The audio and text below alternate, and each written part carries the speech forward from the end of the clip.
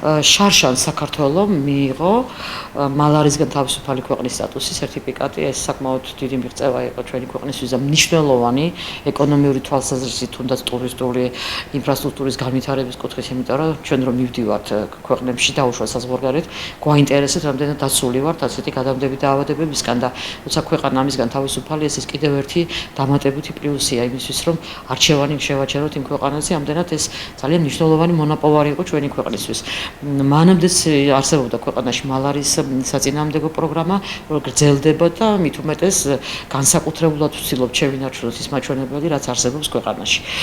ზესტაფონში ჩაერთო უკვე მეორე წელია ეპიდემიოლოგიის სახელმწიფო პროგრამაში, რომელიც გულისხმობს კოღოების ტიპებით მალარის გადამტარების წინააღმდეგ პროფილაქტიკურ ღონისძიებებს. რა თქმა უნდა, დაავადებათა კონტროლის ეროვნული ცენტრი და მოგვეწოდება ნივთიერება სოლფაკი.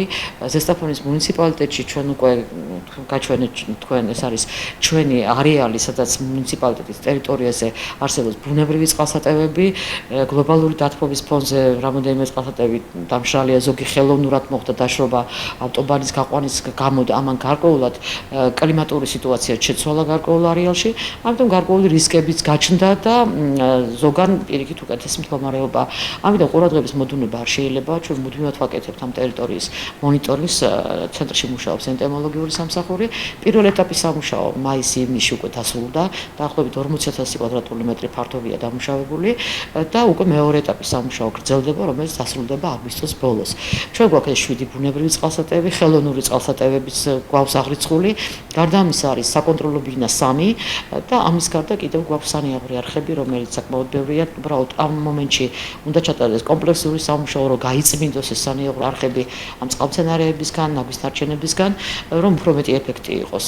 დაწესებულებებს, სადაც გვიწევს ჩვენ სამუშაო ჩატარება, რა თქმა უნდა, სარდაფი უნდა იყოს წყლისგან თავისუფალი, იმიტომ რომ სხვა შემთხვევაში ამ ღონისძიების ჩატარებას აზრს კარგავს და მოსახლეობას მოუწოდებს, იმიტომ რომ ეს გადამდები სხვათა შორის შარშან ზესტაფონის მუნიციპალიტეტში დაავადებათა კონტროლის ეროვნული ცენტრის მიერ დაიდგა ეგრეთ წოდებული ხაფანგები და ალბოპიქტუსი, რომელიც ასევე ძალიან საშიში დაავადების გადამტანი გამომწვევი გახლავთ და ამის გამო განსაკუთრებული ზედამხედველობა ჩავატარეთ იმ დაწესებულებებზე, რომლებიც საბურავების გაყიდვას ეწევიან და სწორედ ამ საბურავებში შეიძლება დაიბუდროს ამ გამომწვევა და კოღომ. ამიტომ ასეთი აქცენტები გავაკეთეთ ასეთ ობიექტებზე, სადაც მეტი რისკი არ შევედა საშიშროების, ინფორმაციები მივაწოდოთ მოსახლეობას, ეს იყო საინფორმაციო ბუკლეტები, სატელევიზიო საშუალებებს ვიყენებდა ჩვენს სამსახურის ვებგვერდს და მოკლედ აქტიური მუშაობის პროცესში ვართ.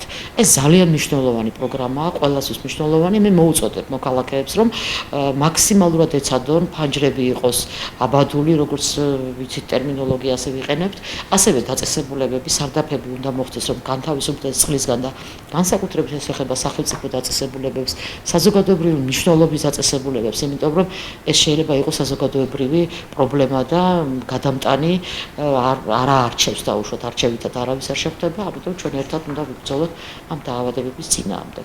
სოლფაკი გადმოგვეცა ეროვნული ცენტრის მიერ, პირველ ეტაპის სამუშაოები უკვე დასრულდა. არის მაღალი დონის პოლიტიკური სიგნალები, მათ შორის ამერიკიდან და ევროპის მეგობარი სახელმწიფოებისგან. მზადდება ახალი თავდაცვითი პაკეტები, უახლოეს პერიოდში კი ძლიერი ნაბიჯების მოლოდინია რუსეთის წინააღმდეგ სანქციებზე. ამ ომისთვის ზეწოლამ უნდა იმუშაოს.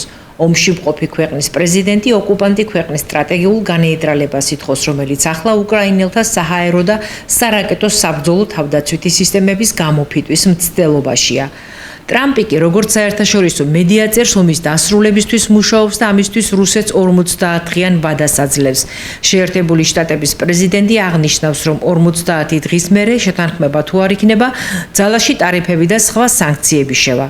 კითხვაზე უკრაინის პრეზიდენტმა უნდა დაარტყას თუ არა მოსკოვს, ტრამპმა უარით უპასუხა. აქვე მან აღნიშნა, რომ არავის მხარეს არ არის.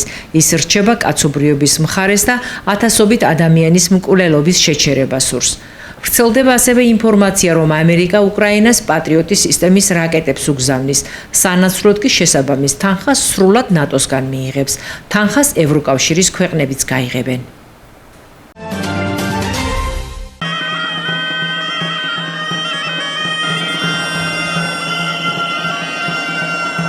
ქართული ჭიდაობის ჩემპიონატ წელს ზესტაფონმა პირველად უმასპინძლა. ტურნირი 5 წონით კატეგორიაში გაიმართა. მუნიციპალიტეტის სახელით აღნიშნულ სპორტულ ღონისძიებაზე 11-მა მოჭიდავე მიასპარეზა. მათგან საპრიზო სამეულში მხოლოდ ერთი მოხვდა.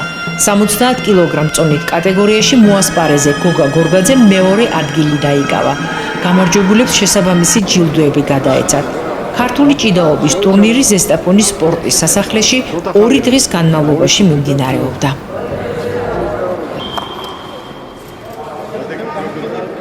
ზესტაფონში ტარდება ახალგაზრდებს შორის ქართულ ჭიდაობაში საქართველოს პირველობა. ქართული ჭიდაობის ეროვნული ფედერაცია და სამინისტროს მხარდაჭერით.